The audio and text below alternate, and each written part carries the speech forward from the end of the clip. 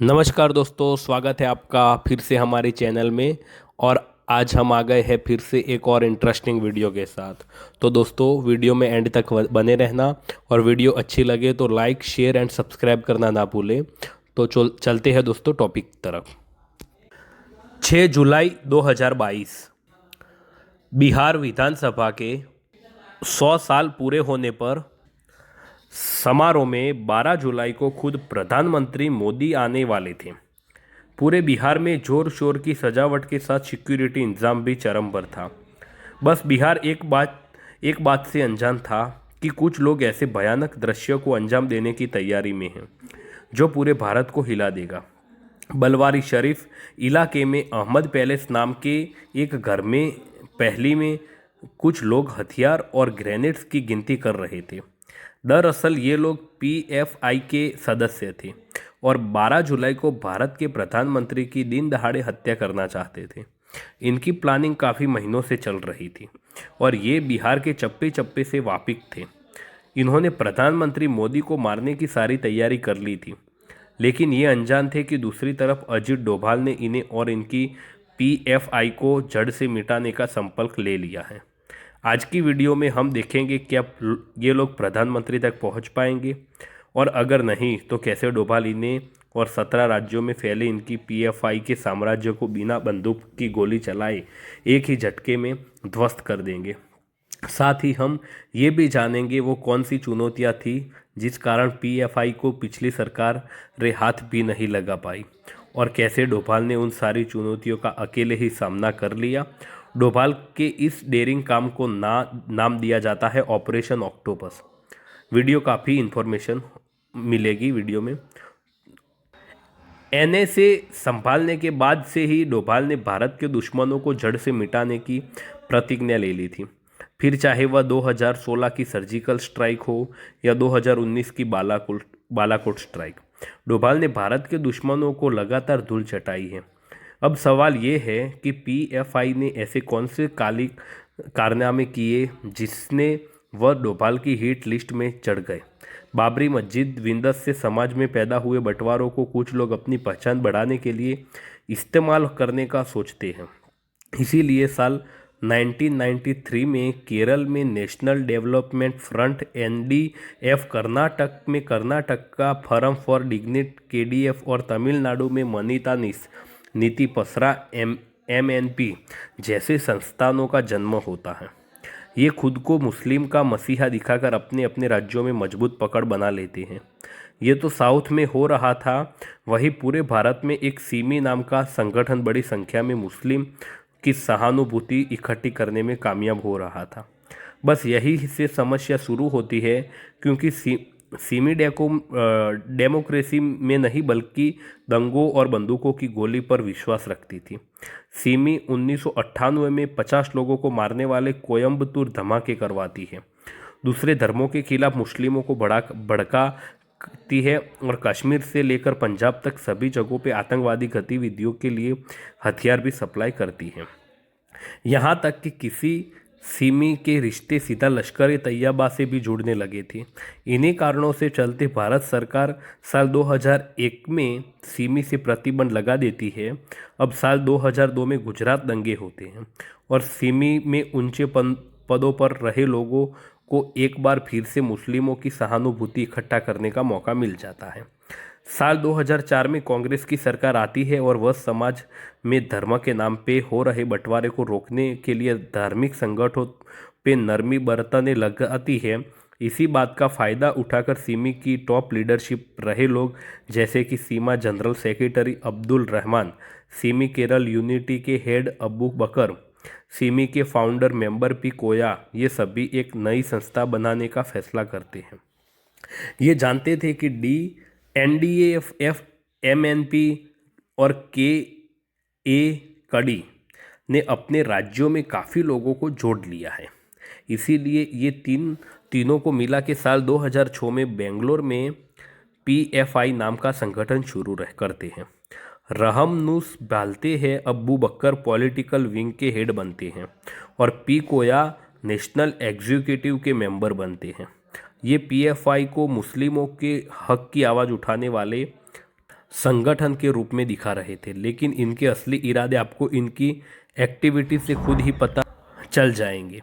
2007 से 2009 तक पहले 2 साल तो पीएफआई अपनी पकड़ मजबूत करने और ज़्यादा से ज़्यादा लोगों को भर्ती करने में गुजारती हैं, लेकिन जहां भी ये सक्रिय होता है वहीं पे दंगों का अंबार लग जाता है। साल 2010 में पीएफआई के सदस्य धर्म से जुड़ी कोई कंट्रोवर्सी करने पर केरल के एक प्रोफेसर टी जोसेफ का हाथ काट देते हैं। अगले 2 साल में पीएफआई की वायलेंस इस हद तक बढ़ जाती है कि साल 2012 में केरल पुलिस हाई कोर्ट को बताती है कि धर्म के नाम पर पीएफआई पिछले 2 साल में कम से कम 27 हत्या करवा चुकी हैं।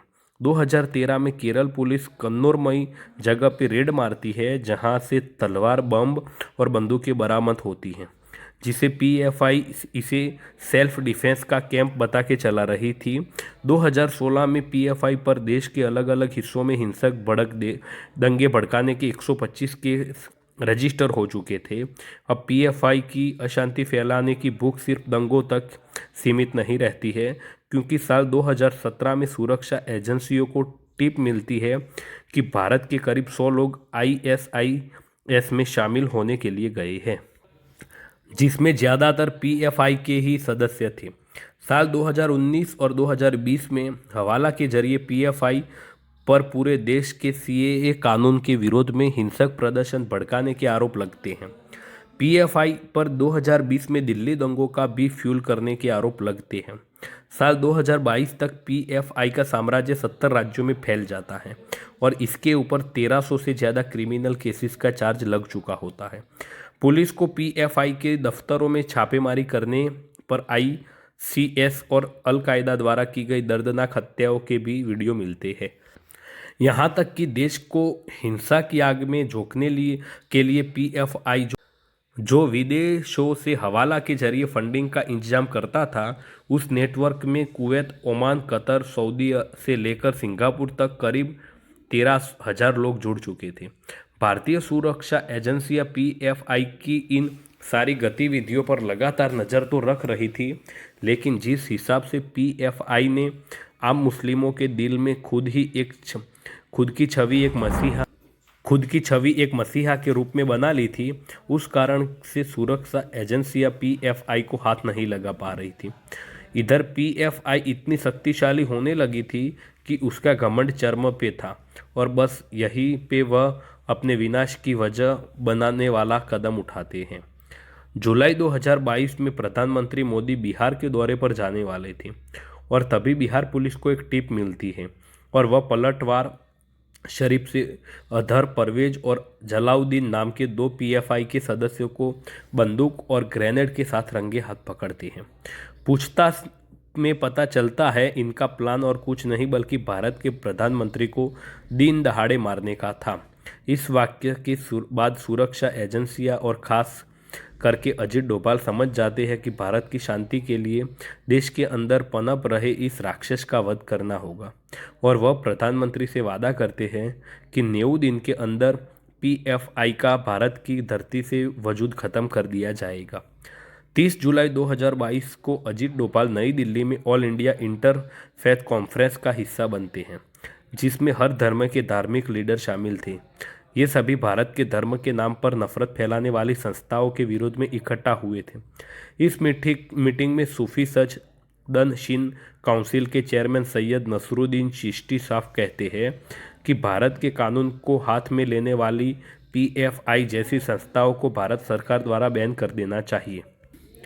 दरअसल डोभाल पीएफआई के साथ दोहरी चाल चल रहे थे। पीएफआई हमेशा से मुस्लिमों की सहानुभूति के कारण बचती आई थी, इसीलिए डोभाल मुस्लिम धार्मिक नेताओं के जरिए आम मुस्लिमों का हाथ पीएफआई के पीछे से हटवा रहे थे। ऊपरी सतर पे ये हो रहा था, वही बैकग्राउंड में भी डोभाल ने आईबी चीफ तपन को पीएफआई के छोटे से लेके बड़े नेताओं की जन्म कुंडली निकालने के काम पर लगा रखा था। पूरे देश में फैली आईबी के एजेंट्स और पीएफआई में मौजूद हमारे आदमी पीएफआई नेताओं के खाना खाने के समय से लेकर घर से बाहर निकलने तक सभी चीज़ों पे पैनी नज़र टिका लेते हैं। पीएफआई का सफाया करने का प्लान पूरी गति से चल रहा था, लेकिन समस्या ये थी कि पीएफआई के नेताओं को पुलिस जब भी पकड़ने जाती थी, वो उसी पल डीएफआई के आदमी पत्थरबाजी और दंगे करने लगते थे। दुभा नजर थे, जानते थे पूरे देश से एक बार में पीएफआई को उखाड़ फेंकना देश की सुरक्षा के हित में सबसे बड़ी कामयाबी तो होगी, लेकिन अगर हल्की भी चूक हुई तो देश में इस हद तक दंगे भड़का जाएंगे कि संभाल नहीं सकेंगे। ये डोभाल जानते थे। डोभाल ऐसे राज्यों को छांटना शुरू कर देते हैं जहां पे पीएफआई की पकड़ सबसे ज़्यादा मजबूत थी। कई हफ्तों तक आईबी और रो चीफ के साथ पीएफआई को सबसे ज़्यादा फंडिंग कौन से राज्य से मिलती है, उनके टॉप नेता किस राज्य में ज़्यादा रहते हैं, कहाँ पीएफआई का सबसे बड़ा मेंबर बेस है, इन्हीं सवालों पर गहरी चर्चा के बाद डोभाल को केरल, कर्नाटका, महाराष्ट्र, बिहार, उत्तर प्रदेश और दिल्ली में पीएफआई का नेटवर्क सबसे सक्रिय दिखता है। इन सब में केरल को संभालना सबसे ज़्यादा जरूरी था, क्योंकि पीएफआई की ज़्यादातर लीडरशिप वहीं रहती थी। इतनी जानकारी पता करने के बाद डोभाल अपनी कूटनीति का खेल शुरू करते हैं। 2 दिसंबर 2022 आज पूरे देश में मेड इन इंडिया आईएनएस विक एयरक्राफ्ट कैरियर का केरल में पीएम मोदी द्वारा नेवी में स्वागत किया जा रहा था। पीएम के साथ डोभाल भी इस समारोह में केरल आए थे। बस वो आईएनएस विक्रांत का नहीं बल्कि पीएफआई की बर्बादी का स्वागत करने आए थे। पीएम मोदी तो दिल्ली वापस चले जाते हैं, लेकिन डोभाल यहीं पर रुक जाते हैं। वह एनआईए और केरल पुलिस के साथ लंबी मीटिंग करते हैं, जिसमें उन्हें ऐसे व्यक्तियों की सूची बनाने का कहा जाता है जिनका दंगे भड़काने में पिछले 5 सालों में सबसे ज़्यादा बार नाम आया हो। केरल के बाद डोभाल महाराष्ट्र के लिए निकलते हैं और गवर्नर हाउस में दुनिया की नज़रों से दूर मुंबई पुलिस को भी ऐसा ही करने को कहते हैं। पीएफआई जिन राज्यों में सबसे ज़्यादा सक्रिय थी वहाँ ऐसा ही हो रहा था। इसके अलावा डोभाल हर राज्यों के चुनिंदा अफसरों और एनआईए के सबसे काबिल अफसरों की एक टास्क फोर्स बनाते हैं। इस टास्क फोर्स में मौजूद अफसरों को अपने अपने राज्यों में ऑपरेशन की देख रेख करने की जिम्मेदारी दी जाती है। 21 सितंबर 2000 आज पीएम मोदी 21 सितंबर 2022 आज पीएम मोदी, गृह मंत्री अमित शाह, अजित डोभाल और इनकी टास्क फोर्स एक आखिरी और सबसे महत्वपूर्ण मीटिंग करते हैं। मीटिंग में सभी अफसरों को उनके राज्य में मौजूद पीएफआई नेताओं की बारीक जानकारियों से भरी रिपोर्ट दी जाती है और सारा प्लान समझाया जाता है। मीटिंग की सारी बातें सुनने के बाद पीएम मोदी कहते हैं, मैं जानता हूँ ये देश की सुरक्षा के लिए काफ़ी ज़रूरी काम है, लेकिन आप सब अपनी फील्ड के एक्सपर्ट हो, इसलिए आप सब ये ज़रूर संभाल लेंगे। खुद पीएम के मुंह से ऐसी प्रेरणा भरी बातें सुनकर हर अफसर का मनोबल बढ़ जाता है और डोभाल से फाइनल ब्रीफिंग लेने के बाद मीटिंग ख़त्म हो जाती है। अब आधी रात होने तक जिस जिस राज्य में ऑपरेशन होना है उनकी पुलिस को अलर्ट मोड पे डाल दिया जाता है और कोई दंगा ना भड़के, इसलिए हिंसक हरकत करने का समर्थ रखने वाले लोगों को रातों रात उठा लिया जाता है। 22 सितंबर 2022 पीएफआई के नेता गहरी नींद में डूबे हुए थे और देश के अलग अलग राज्यों में एनआईए के करीब 200 अफसर और स्टेट पुलिस ने पीएफआई के नेताओं के घरों के बाहर घेरा बना लिया था। दिल्ली में कमांड सेंटर से डोभाल सारी गतिविधियों पर नज़र रख रहे थे और जब सब अपनी जगह ले लेते हैं तो डोभाल रेड के आदेश दे देते हैं। डोभाल से उस स्टेट के डीजीपी और फिर निजी अधिकारियों से होते हुए एक मैसेज ग्राउंड पर मौजूद अफसरों तक पहुंचा जाता है और आदेश के अलग अलग हिस्सों में छापेमारी शुरू हो जाती है। बिना बंदूक की गोली चलाए एक ही झटके में 70 राज्यों में फैली पीएफआई की पूरी लीडरशिप पे घास गिर जाती है। बहुत सारे हथियार, 200 मोबाइल फ़ोन, बम बनाने की सामग्री के साथ पीएफआई चेयरमैन से लेके नेशनल सेक्रेटरी तक सब भारत सरकार के कब्जे में थे। सुबह होने तक पीएफआई के सदस्य कुछ करते उससे पहले ही हेलीकॉप्टर से भर भर के 106 लोगों को सीक्रेट जगहों पे ले जाया जा चुका था। हालांकि डोभाल ने दंगे ना हो इसके सारे इंतजाम किए थे, लेकिन फिर भी केरल, दिल्ली, असम और उत्तर प्रदेश में आरएसएस के दफ्तरों पे हमले किए जाते हैं और इन सब में कई लोग अरेस्ट किए जाते हैं। पीएफआई का हर सदस्य एक सदमे में था और भारत में अशांति फैलाने के सपने दिखने वालों को खुद के जीवन में शांति का नामो निशान डोभाल ने छीन लिया था। पीएफआई के लोगों ने अभी ढंग से शौक मनाया भी नहीं था कि डोभाल एक बार फिर दस्तक देते हैं। 27 सितंबर 2022 एक बार फिर एनआईए के ऊपर अफसर गुजरात, मध्य प्रदेश, असम से लेकर कर्नाटक बचे हुए पीएफआई के नेताओं को गिरफ्तार करते हैं और पहले से गिरफ्तार नेताओं को घरों में छापेमारी कर सबूत इकट्ठे करते हैं। सब गिरफ्तार लोगों की कुल संख्या 247 तक पहुंच जाती है और पीएफआई की कवर पूरी तरह टूट चुकी थी। सब कुछ हो गया था, बस एक चीज़ बाकी थी, डोभाल का पीएम से एक वादा। अगले दिन यानी 28 सितंबर को होम मिनिस्ट्री एक नोटिफिकेशन जारी करके पीएफआई को 5 साल के लिए बैन कर देती है। अब पीएफआई भारत में इलीगल थी और आज डोभाल का 9 दिन में पीएफआई को भारत की धरती से उखाड़ फेंकने का वादा पूरा हुआ था। तो दोस्तों, यह आपको अगर वीडियो अच्छी लगी तो लाइक, शेयर, सब्सक्राइब करना ना भूलें। मिलते हैं दोस्तों नेक्स्ट वीडियो में। Thank you.